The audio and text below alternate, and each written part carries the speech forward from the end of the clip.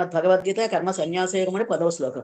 బ్రహ్మణ్యాధాయ కర్మాణి బ్రహ్మణ్యాధాయ కర్మాణి బ్రహ్మణ్యాధాయ కర్మాణి బ్రహ్మణ్యాధాయ కర్మాణి. ఇక్కడ సంఘం పక్కన నాక పొల్లు పెట్టుకోవాలండి. సంగం త్యక్వా కరోతి యః, సంగం త్యక్వా కరోతి యః, సంగం త్యక్త్వా కరోతి యః, సంగం త్యక్త్వా కరోతి యః, సంగం త్యక్త్వా కరోతి యః. లిప్యతే న స పాపేన, లిప్యతే న స పాసేన, లిప్యతే న స పాసేన, లిప్యతే న స పాసేన. పద్మపత్రమివాంబసా, పద్మపత్రమివాంబసా, పద్మపత్రమివాంబసా, పద్మపత్రమివాంబసా. బ్రహ్మణ్యాధాయ కర్మాణి సంగం త్యక్వా కరోతి యః, బ్రహ్మణ్యాధాయ కర్మాణి సంగం త్యక్త్వా కరోతి యః, బ్రహ్మణ్యాధాయ కర్మాణి సంగం త్యక్త్వా కరోతి యః, బ్రహ్మణ్యాధాయ కర్మాణి సంగం త్యక్త్వా కరోతి యః. లిప్యతే న స పాపేన పద్మపత్రమివాంబసా, లిప్యతే న స పాపేన పద్మపత్రమివాంబసా, లిప్యతే న స పాపేన పద్మపత్రమివాంబసా. రెండు కలిసి చెప్తానండి. బ్రహ్మణ్యాధాయ కర్మాణి సంగం త్యక్వా కరోతి యః, లిప్యతే న స పాపేన పద్మపత్రమివాంబసా. బ్రహ్మణ్యాధాయ కర్మాణి సంగం త్యక్త్వా కరోతి యః, లిప్యతే న స పాపేన పద్మపత్రమివాంబసా. బ్రహ్మణ్యాధాయ కర్మాణి సంగం త్యక్త్వా కరోతి యః, లిప్యతే న స పాపేన పద్మపత్రమివాంబసా. బ్రహ్మణ్యాధాయ కర్మాణి సంగం త్యక్త్వా కరోతి యః, లిప్యతే న స పాపేన పద్మపత్రమివాంబసా. బ్రహ్మణ్యాధాయ అంటే బ్రహ్మణి అంటే పరమాత్మ యందు, ఆదాయ సమర్పించి అంటే ఈ కర్మలన్నీ పరమాత్మ యందు సమర్పించి అతను ఏం చేస్తున్నాడు? యహ ఎవడు సంగం త్యక్త్వా ఆసక్తిని విడిచి, దాని యందు ఆసక్తిని విడిచి, కరోతి కర్మాణి అంటే కర్మలన్నీ కరోతి చేయుచున్నాడు. బ్రహ్మణ్యాదాయ అంటే పరమాత్మ యందు ఆదాయ సమర్పిస్తున్నాడు, ఈ కర్మలన్నీ పరమాత్మకే సమర్పిస్తున్నాడు.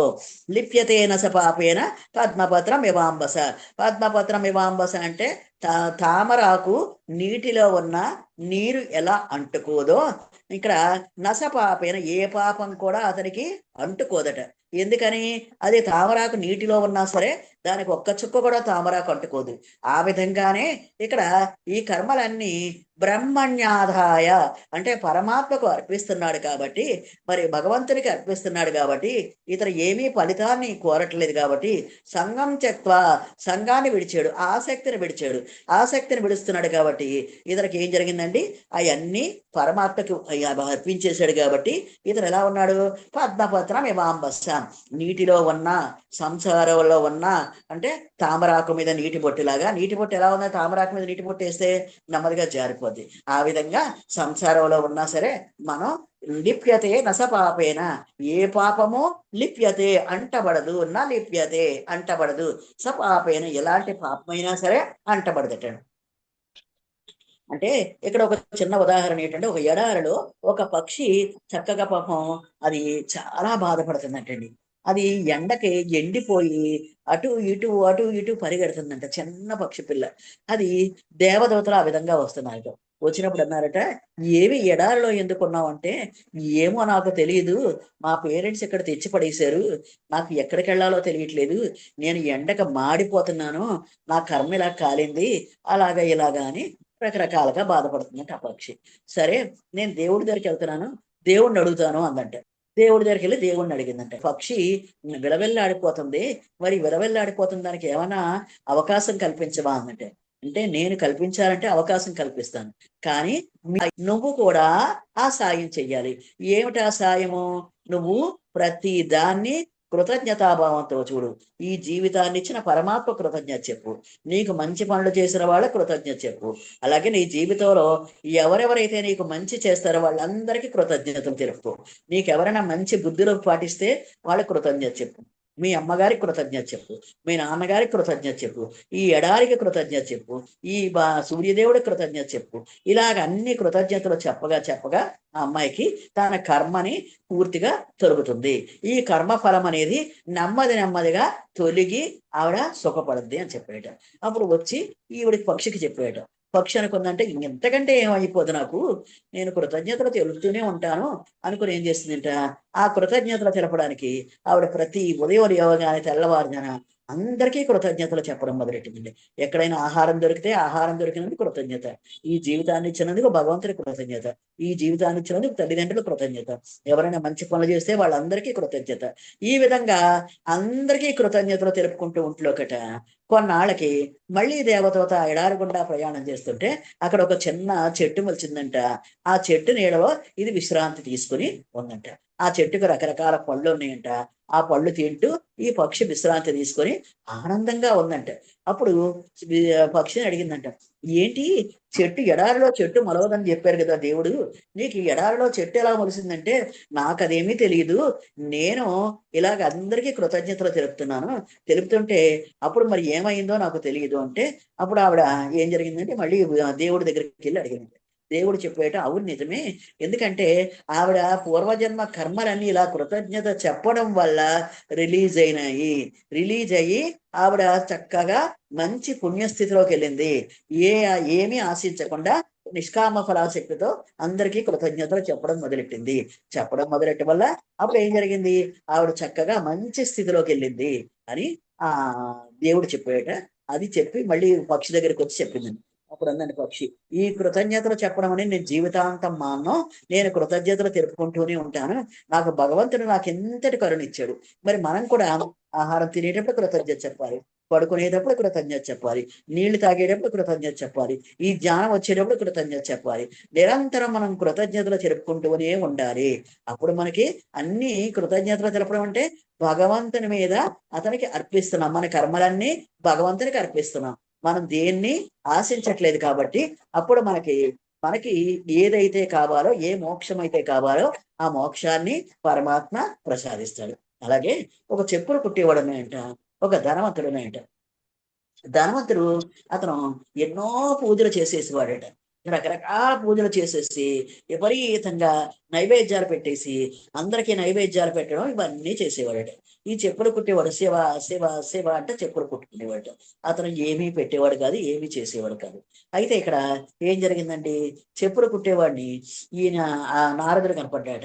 నారదుడు కనపడగానే అప్పుడు నారదుని అన్నాయట, అయ్యా మీకు అనేక వేల నమస్కారాలు, రోజు దేవుడి దగ్గరికి వెళ్తారు కదా, నా గురించి ఒక్కసారి అడగరా, నేను ఏం చేస్తే మోక్షం లభిస్తుంది, నేను ఏం చేస్తే ఈ స్థితి నుంచి ఉన్నత స్థితికి వెళ్తాను అని అడిగాడట. అడిగిలోకి అలాగే అన్నాయంట. అలాగే ధనవంతుడికి కూడా కనపడితే ధనవంతుడు అన్నాయంట, అయ్యా నేను ఏం చేస్తే ఇంకా ధనవంతుడిని అవుతాను, నేను ఏం చేయగలిగితే ఇంకా ఇంకా బోల్డ్ డబ్బు సంపాదించగలను, నా కొడుకులకి కోడళ్ళకి అందరికీ ఎలా సంపాదించగలను అన్నాడంట. అని అన్నాయంట, నాకు భగవంతుని మీద విపరీతమైన నమ్మిక, నువ్వు దేవుడి దగ్గరికి వెళ్ళినప్పుడు అడుగు అన్నాయంట. అలాగే అన్నాయంట. అలాగే అని ఇద్దరు కోరికలు దేవుడికి చెప్పాట. దేవుడు చెప్తే దేవుడు ఒక చిన్న చెవిలో కూదేవిట. ధనవంతుడి దగ్గరికి వెళ్ళాడు. అయ్యా దేవుడు ఒకటి చెప్తున్నాడు, మరి దేవుడు ఏం చేస్తున్నాడు అని అడిగాడు. ఏం చేయడం ఏంటి, అక్కడ సూది మనలోను మరి సూది బెజ్జంలోను ఏనుగులు దొరుకుతాయట అన్నాడు. ఏనుగును ఎవరు దొరుకుతారు అన్నాడంట. ఏమో బాబు, ఆ దేవుడు చేసే పనులన్నీ అలా ఉంటాయి, ఏనుగును దొరుకుతాయట, అతను ట్రై చేస్తున్నాడు, నేను వెళ్ళేటప్పటికి ఈ విధంగా ట్రై చేస్తున్నాడు. అట్లా పక్క నవి ఎక్కడ సూది బెజ్జంలో ఏనుగుని ఎవరు దూర్చగలరు, చిన్న వెంట్రుకు కూడా దూర్చలేరు, అలాగే ఇలాగా అని చెప్పి వదిలేశాడు.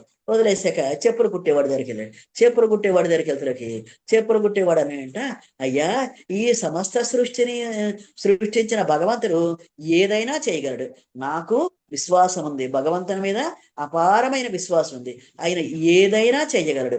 కాబట్టి ఆ పరమాత్మను చూసేవు, ఆ పరమాత్మకు నా మొర వినిపించేవు చాలు, ఇంకా నాకేమీ అక్కర్లేదు, నాకు మోక్షాన్ని ప్రసాదిస్తే నాకు చాలు అనగానే ఈయనకి పల్లకి వచ్చిందంట. పల్లకీలో ఈయన్ని తీసుకెళ్లారట. ఆయన అలాగ జన్మ జన్మలు, రకరకాల జన్మలతోటి, ఆ బంధాలతోటి, ఆటితోటి ఇది పద్మపత్రం ఇవాంబసలాగా వీడు సంసారంలో ఉన్నా, చెప్పులు కొడుతున్నా దానికి అంటుకోకుండా పరమాత్మని ధ్యానిస్తున్నాడు.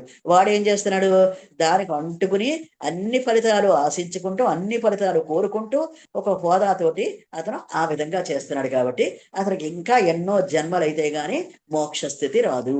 ఎన్నో జన్మలు అంటే ఎవరైతే పద్మపత్రం ఇవాంబస, ఈ సంసారంలో తామరాకు మీద నీటి బొట్టులాగా ఉంటామో, మనం ఈ బంధువుల దగ్గర గాని, ఈ మనుషుల దగ్గర గాని, ఈ వ్యవహారాల దగ్గర గాని, ఇలాగ వీటన్నిటి మీద తామరాకు మీద నీటి బొట్టులాగా ఉండాలి.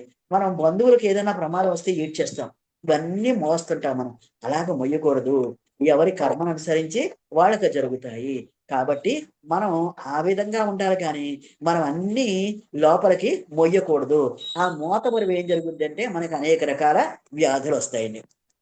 కాబట్టి ఎవడు తాను చేయ కర్మలను పరమాత్మ కర్పించి సంగమను విడిచి చేయుచున్నాడు, అట్టివాడు తామరాకు నీటిచే అంటబడినట్లు పాపముచే అంటబడకుండాను. అలాగే పక్షి కూడా తను చేయి కర్మలన్నీ ఏం చేస్తుంది, ఆ కృతజ్ఞతలన్నీ పరమాత్మ కర్పించి ఈ దేని మీద సంగం విడిచి ఆవిడ అలాగా చేస్తుంది. అలాగే తామరాకు చేత నీటిచే అంటబడినట్లు పాపము కూడా అంటబడ్డిది ఆ పక్షికి కానీ, ఇక్కడ ఈ చెప్పులు గుట్టేవాడికి కానీ. తాను చేయి సమస్త కర్మలను బ్రహ్మమందు సమర్పించి ఈ సమస్త దృశ్యము, కర్మలు, వ్యవహారములు అద్దమందు ప్రతిబింబం వలె బ్రహ్మమందు కల్పితములై ఉన్నవని భావించి అహంభావము గాని, కర్తృత్వ బుద్ధి గాని లేక అసక్త బుద్ధితో కర్మలను ఆచరించే వారిని తత్కర్మజనిత బంధము గాని, పాపము గాని అంటనేరు. తాను చేయి సమస్త కర్మలు, తాను ఉదయం లేచింది మొదలు అనేక మనం కర్మలు, క్రియలు చేస్తున్నామండి. చేస్తుంటే వాటన్నిటినీ పరమాత్మయందు అర్పించి, ఇక్కడ కృష్ణార్పణం కృష్ణార్పణం అని ఒక గొల్ల ఆవిడ ప్రతిదీ కృష్ణార్పణం చేసింది. ఆ కృష్ణార్పణం చెయ్యడం వల్ల ఏం జరిగిందండి, కర్తృత్వ బుద్ధి కానీ, అసక్త బుద్ధి కానీ లేదు. ఆ కథ తెలుసు కదా మీకు. ఒక గొల్లలావిడ ఏం జరిగిందంటే పాలు పెరుగు అమ్ముకునేది గుడి దగ్గర, కృష్ణుడి గుడి దగ్గర. అక్కడ సాధువులు కృష్ణార్పణం కృష్ణార్పణం అంటే విని, అయ్య బాబోయ్ ఈ కృష్ణార్పణం అంటున్నారు, ఇదేదో మంత్రం కావచ్చు అనుకుని అంటే ఆవిడ ప్రతి పనికి కూడా కృష్ణార్పణం కృష్ణార్పణం, తిన్నా కృష్ణార్పణం, తాగినా కృష్ణార్పణం, పడుకున్నా కృష్ణార్పణం, చెత్త ఊడ్చినా కృష్ణార్పణం, చెత్త పారబోసినా కృష్ణార్పణం, కళ్ళాపేసినా కృష్ణార్పణం. ఈ విధంగా కృష్ణార్పణ బుద్ధితో ఆవిడ ఏమి ఆసక్తి లేకుండా అలాగన్ని కర్మలు చేస్తుందంట. చేస్తుంటే ఒకరోజు ఏం జరిగిందంటండి, ఇక్కడ అహంభావం గాని, కర్తృత్వ బుద్ధి గాని, అసక్త బుద్ధితో గాని కర్మలను ఆచరించే వారిని తత్కర్మజనిత బంధము గాని, పాపము గాని అంటనేరదు. ఆ విధంగా ఈవిడికి కొన్నాళ్ళకి ఏం జరిగిందటండి, ఈవిడ చెత్త వేస్తుంటే శ్రీ కృష్ణాలయంలో కృష్ణుడికి విగ్రహంకి పడుతుందటండి ఆ చెత్త. ఈవిడ చెయ్యి ఈశ్వర చెత్త కృష్ణార్పణం అంది కదా, అంటే మనసా వాచా కర్మ ఆవిడకి తెలియదు, కానీ ఆ విధంగా అనడం వల్ల ఆ చెత్త ఏమో కృష్ణుడు గుడిలో విగ్రహం మీద పడిందట. విగ్రహం మీద పడుతులకు ఆశ్చర్యపోయారట. ఆశ్చర్యపోయి అందరూ, ఏమండి ఇది ఆ గొల్లలావిడ చేసింది, అస్తమాటు కృష్ణార్పణం కృష్ణార్పణం అని దేవుణ్ణి ఎక్కడ రెస్ట్ తీసుకోనలేదు, అలా కాల్చూ తినేస్తుంది, కాబట్టి నడవండి అని అందరూ ఈవిడ దగ్గరికి వచ్చారట. వచ్చి రాజు దగ్గర తీసుకెళ్ళిపోయారు. మహారాజు ఏం చేశాడట, తీర్పు కూడా ఏమీ అనకుండా ఆవిడ వెంటనే జైల్లో పెట్టేట. జైల్లో పెడుతున్నాక ఆవిడ జైలుకి వెళ్తులోకి ఆ గదిలోను చూసుకోకుండా అక్కడ ఒక అరుగుని గుద్దుకుంటే ఆ బ్లడ్ వచ్చేసిందంట. కాలు నిండా బ్లడ్ వచ్చేస్తులోకి, కాలు నిండా బ్లడ్ వచ్చినా సరే, నొప్పి వచ్చినా సరే ఆవిడ ఏమందంటే కృష్ణార్పణం అందట. కృష్ణార్పణం అంటే గుడిలో ఉన్న కృష్ణుడు కట్టండి, అది రక్తం వచ్చేయడం మొదలెట్టిందంటే. ఆయన వెంటనే వచ్చి ఈవిడికి మరి ఆ రక్తం కారే కాలుని మరి ఏం చేశారో తెలియదు, వెంటనే రక్తం ఆగిపోయిందంటే మామూలు కాలులా తయారైంది. గుడిలో గుడిలో శిల్పం మట్టికి రక్తం కారడం మొదలైందండి. నిష్కామముగా కర్మలని భగవదర్పిత బుద్ధితో ఆచరించారటండి. ఎలాగా, ఫలాపేక్ష లేకుండా, ఏ ఫలాన్ని ఆశించకుండా. తర్వాత ఈశ్వరార్పణ బుద్ధితో, ఈశ్వరునికి అర్పించే బుద్ధితో, బ్రహ్మార్పణ బుద్ధితో, అసక్తముగా అంటే శక్తి అంటే ఆసక్తి లేకుండా కర్మలని ఆచరించారట. కర్తకు వానిచే బంధం ఉండదు, బంధం ఉదయించదు. అలా చేస్తే కర్తకు దేని నుంచి బంధం అనేది ఉండదు. సంఘమే బంధమునకు కారణం. సంఘం అంటే ఆసక్తే బంధానికి కారణం. అసంగమే మోక్షమునకు హేతు. తామరాకును తప్ప తక్కిన ఆకులన్నిటికీ నీరు అంటుకుంటుంది. అట్లే కర్తృత్వ బుద్ధితో సంగముతో కర్మలు చేయి వారందరికీ పాపము అంటుకును. కాబట్టి బంధరాహిత్యమునకై కర్మలను అనాసక్తముగా నిష్కామముగా భగవదర్పణ బుద్ధితో ఆచరించవలను. కాబట్టి బంధరాహిత్యమునకై అంటే బంధములు లేకుండా ఉండడానికి కర్మలను అనాసక్తముగా ఆసక్తి లేకుండా ఏ ఆసక్తి లేకుండా నిష్కామముగా భగవదర్పణ బుద్ధితో ఆచరించవలను. ఇక్కడ పాపేన అను పదమునకు కర్మబంధముచే అను అర్థము చెప్పిన సముచితంగా ఉంటది. ఇక్కడ లిప్యతే నసపాపేన, పాపేన అంటే కర్మబంధము అని గుర్తుపెట్టుకోండి. మన పాప ఫలితాలు ఎలా ఉంటాయి? కర్మబంధమే మనకి పాప ఫలితాలు, కర్మ యొక్క బంధమనే మనకి పాప ఫలితాలుగా ఉంటాయి. కాబట్టి ఎవరైతే ఇలాగా తామరాకు మీద నీటి బొట్టులాగా ఉంటారో వాళ్ళ పాపాలేమి అంటబడవు, మిగిలిన వాళ్ళకందరికీ పాపాలు అంటబడతాయి. కర్మలను అనాసక్తముగా నిష్కామముగా భగవదర్పణ బుద్ధితో ఆచరించను. ఇక్కడ పాపేన అనే పదమునకు కర్మబంధముచే అనే అర్థము చెప్పినా సముచితంగా ఉంటుంది. పాపేన అనే పదానికి కర్మబంధముచే అని అర్థం చెప్తే సముచితంగా ఉంటుంది. కర్మలను చేసిన పాపముచే ఎవరు అంటబడకుందరు? తాను చేయ కర్మలను భగవంతునికి సమర్పించేవారు. తాను చేయ కర్మలన్నీ భగవంతునికి సమర్పించేవారు. సంగమును వదిలి కార్యములను చేయవారు. ఆ కర్మలచే బంధింపబడరు. పాపమునందరు ఏ సంఘం ఏ ఆసక్తి లేకుండా ఎటువంటి ఆసక్తి లేకుండా కార్యాలు చేయవారు ఆ కర్మలచే బంధింపబడరు, పాపమును కూడా పొందరట. ఏ ప్రకారముగా? తామరాకుచే తామరాకు నీటిచే అంటబడినట్లు. తామరాకు నీటితో అంటబడదు, అది ఒకవేళ నీళ్లు వేసినా సరే ఇలా జారిపోతాయి. కాబట్టి మహనీయులు సంగమును విడిచి కర్మలను చేయుదురని వచించుచున్నారు. సంగమును విడిచి కర్మలు చేస్తారని మహనీయులు చెప్తున్నారు. కాబట్టి ఈ శ్లోకం మళ్ళీ ఒక్కసారి చెప్తున్నామండి. బ్రహ్మణ్యాధాయ కర్మాణి సంగం త్యక్వా కరోతి యః. యః ఎవడు సంగం త్యక్వా, సంగము ఆసక్తిని విడిచి, త్యక్వా అంటే విడిచి, ఆసక్తిని విడిచి వాటి ఫలితాన్నంతా విడిచి ఆ బంధాన్ని విడిచి కరోతి కర్మాని కరోతి కర్మలన్నిటినీ కరోతి చేయుచున్నాడో, అలాగే ఇంకా ఏం చేస్తున్నాడు? బ్రహ్మణ్యాదాయ పరమాత్మకే అర్పిస్తున్నాడు, పరమాత్మయందు సమర్పిస్తున్నాడు. వాడు ఎలా ఉంటాయట?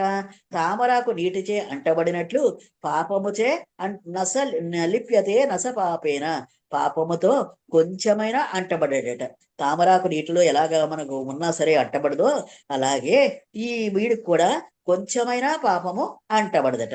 బ్రహ్మణ్యాధాయ కర్మాణి ఎవడు కర్మములను పరమాత్మయందు సమర్పించి సంగం త్యక్వా కరోతి యః ఆసక్తిని ఫలాపేక్షను విడిచి చేయుచున్నాడో పద్మపత్రం మీమాంబస అంటే అంటే 4వ లైన్ ఇక్కడ ముందుకు వస్తుంది. నీటిచే తామరాకు వలె లిప్యతే నపాపేన పాపము చేత అంటబడడు. Very good. యహ అంటే ఎవడు, అలా అలా తెలుసుకుంటే మనకు బాగుంటుందండి. అలాగే సంగం త్యక్వా ఆసక్తిని విడిచి కర్మాణి అన్ని కర్మలు కరోతి చేయుచున్నాడో బ్రహ్మణ్యాదాయ అంటే పరమాత్మ యందు అర్పిస్తున్నాడో అలాంటి వాడు పద్మపత్రం ఇవాంబస తామరాకు మీద నీటి బొట్టులాగా లిప్యతే నసపాపేన ఏ పాపము అంటబడదు. బ్రహ్మ విద్యాయాం యోగ శాస్త్రే శ్రీకృష్ణార్జున సంవాదే ఏ తత్ఫలం శ్రీకృష్ణార్పణమస్తు, ఏ తత్ఫలం శ్రీకృష్ణార్పణమస్తు, ఏ తత్ఫలం శ్రీకృష్ణార్పణమస్తు. యోగే సంసచ్చిదానందో వాసుదేవ వ్రజ ప్రియం ధర్మ సంస్థాపక వీరన్ కృష్ణ వందే జగద్గురుం, శ్రీకృష్ణ వందే జగద్గురుం, శ్రీకృష్ణ వందే జగద్గురుం. సర్వధర్మాన్ పరిత్యజ్య మామేకం శరణం వ్రజం సర్వ పాపేభ్యో మోక్షయిష్యామి మా శుచః. ఓం శాంతి శాంతి శాంతి.